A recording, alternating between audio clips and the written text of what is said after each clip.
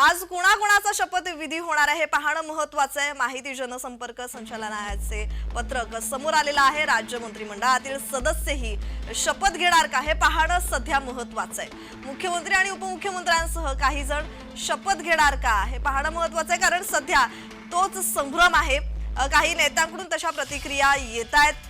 11 तारखेला उर्वरित मंत्र्यांचा शपथविधी सोहळा पार पडेल असं गोगावले यांनी प्रतिक्रिया देताना म्हटलं होतं। त्यामुळे आता आज कुणाकुणाचा शपथविधी होईल हे पाहणं महत्त्वाचं आहे।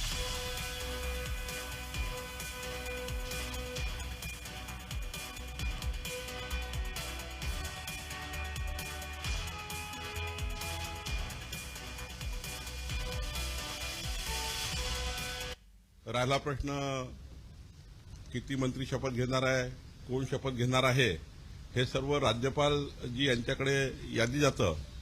पण साधारण आपल्याला आतापर्यंत तर एक मुख्यमंत्री, 2 उपमुख्यमंत्री असंच त्या ठिकाणी आज दिसत आहे। अजून काही जर तिन्ही नेत्यांनी किंवा वरिष्ठांनी निर्णय केला तर मला वाटतं त्याची वाट बघू।